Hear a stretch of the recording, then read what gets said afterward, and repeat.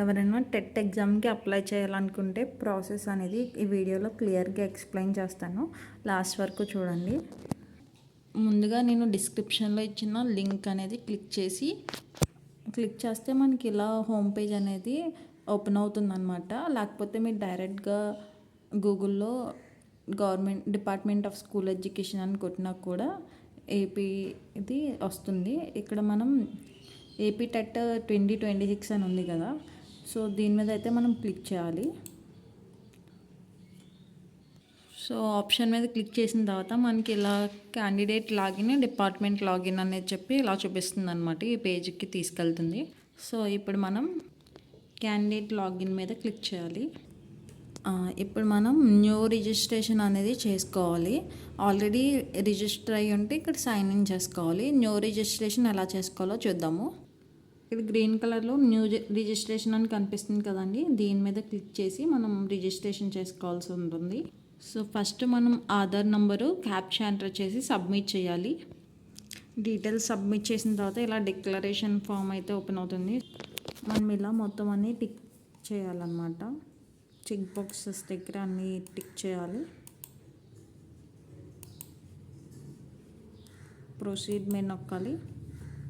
So మనకైతే ఇలా open అవుతుంది. ఇక్కడ నుంచి మనం స్టెప్ బై స్టెప్ ప్రాసెస్ అనేది తెలుసుకుందాము.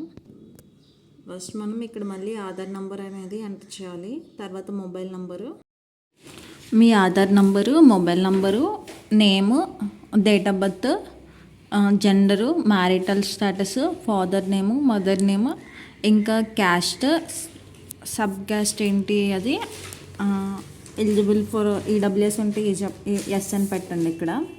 తర్వాత ఎక్స్ సర్వీస్ మ్యానా కాదా అని చెప్పేసి ఎస్ ఆర్ నో పెట్టండి. ఒకవేళ మీకు ఏమైనా డిజేబిలిటీ ఉంటే టైప్ ఆఫ్ డిసేబిలిటీ ఇక్కడ సెలెక్ట్ చేసుకొని పక్కన పర్సెంటేజ్ సెలెక్ట్ చేసుకోవాలి. ఇక్కడ అబోవ్ 70 అని ఉంది కదా, ఇక్కడ పర్సెంటేజ్. తర్వాత మీ కమ్యూనికేషన్ డీటెయిల్స్ అంటే అడ్రస్, మీరు ఆంధ్రప్రదేశ్ వాళ్ళ లేకపోతే బయట స్టేట్ ఇతర స్టేట్ల వాళ్ళ అనేది ఇక్కడ మెన్షన్ చేయాలి. డిస్ట్రిక్ట్కి ఈస్ట్ గోదావరి ఇవ్వండి. మండలేమో పిఠాపురం మండల్, మీ మండల్ ఇవ్వండి. తర్వాత విలేజ్ నేమ్ ఇవ్వండి. తర్వాత pin code, door number, land mark, email. So ఇవన్నీ ఇచ్చిన తర్వాత ఇక్కడ కింద మనం హై డిక్లరేషన్ క్లిక్ చేయాలి. చేసిన తర్వాత మనకి జనరేట్ ఓటీపీ నొక్కితే మనకి ఓటీపీ వస్తుందన్నమాట. తర్వాత సెండ్ ఓటీపీ మీద నొక్కండి. వచ్చిన తర్వాత మీకు ఓటీపీ వస్తుంది. మీకు వచ్చిన ఓటీపీని ఇక్కడ ఎంటర్ చేయాలి.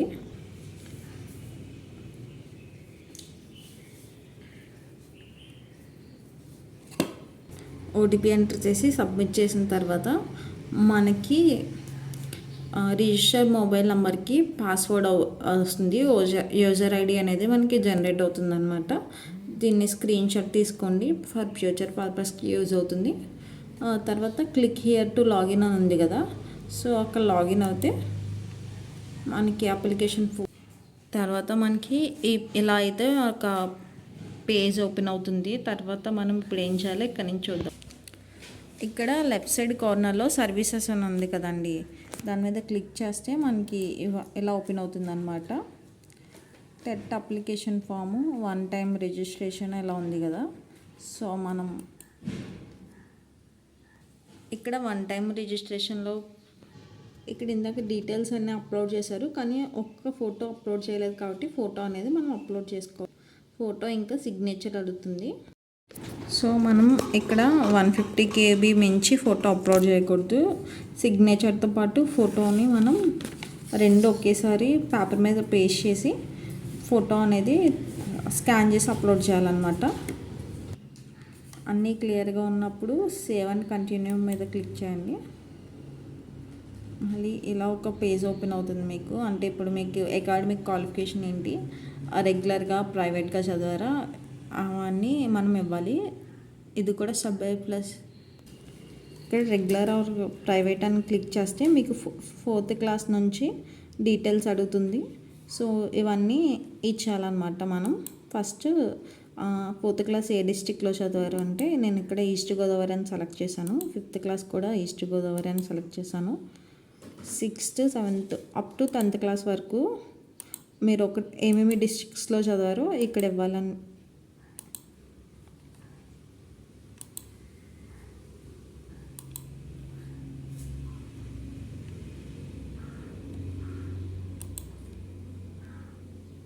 సో ఇక్కడ డైరెక్ట్గా మనకి లోకల్ డిస్ట్రిక్ట్ ఆర్ ఏరియా మనం 4th to 10th చదివిన దాన్ని బట్టి మన ఏరియా అనేది ఆటోమేటిక్గా వచ్చేస్తుంది.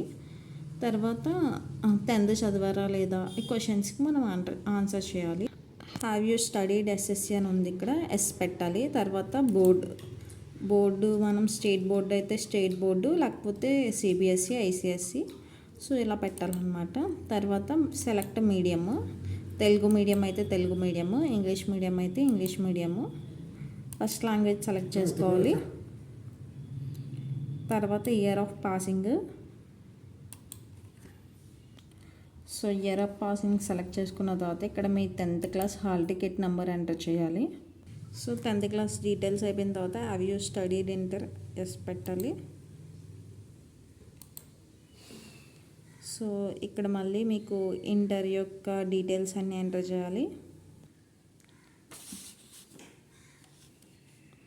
మీరు ఏ బోర్డు అయితే బోర్డు మీడియం సెలెక్ట్ చేసుకోండి. సో ఇక్కడ మనం ఇంటర్మీడియట్ డీటెయిల్స్ కూడా ఇచ్చేయాలి.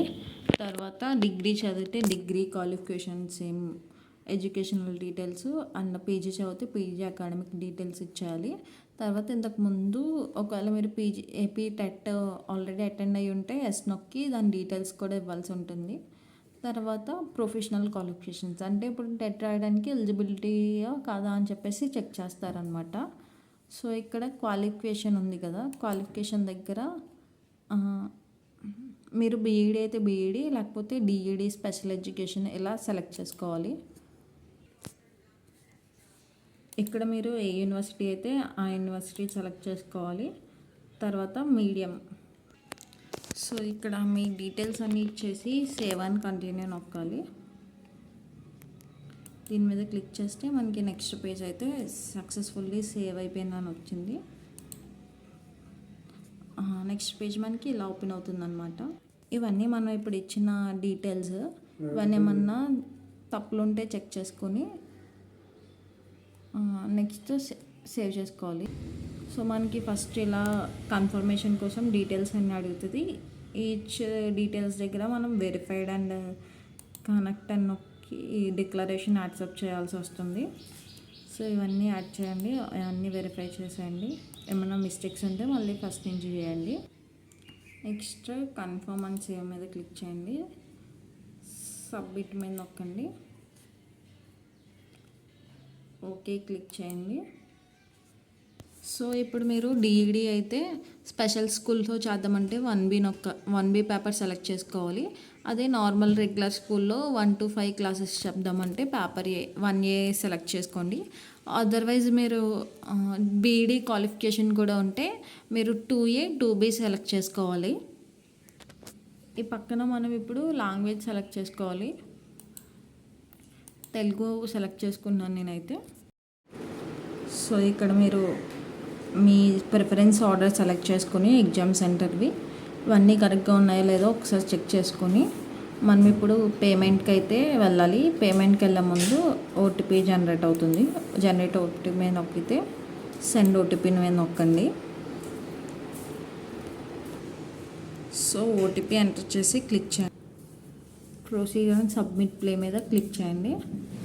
ప్రొసీడ్ పే నొక్కండి. సో ఈ విధంగా అయితే మీకు ఓపెన్ అవుతుంది. 1000 రూపీస్ అయితే పే చేయాల్సి వస్తుంది, ఒక్కొక్క పేపర్కి 1000 రూపీస్. ఇక్కడ మనం పేమెంట్ మెథడ్స్ సెలెక్ట్ చేసుకోవాల్సి వస్తుంది.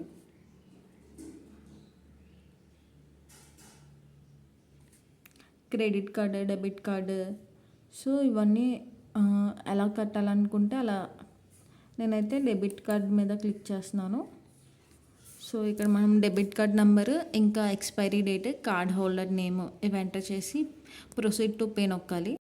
సో మీరు పేమెంట్ చేసిన తర్వాత మీకు ఇలా రిసిప్ట్ వస్తుంది. దీన్ని ప్రింట్ తీసుకోండి, ప్రింట్ అప్లికేషన్ మీద నొక్కి. సో సో చూసారు కదండి, ఇది కంప్లీట్ ప్రాసెస్. మీకు ఏమన్నా డౌట్స్ కానీ ఏమన్నా దీని మీద ఎంక్వైరీస్ కానీ ఉంటే మీరు కామెంట్ చేయండి, నేను కన్ఫామ్గా రిప్లై ఇవ్వడానికి ట్రై చేస్తాను. Thank you for watching.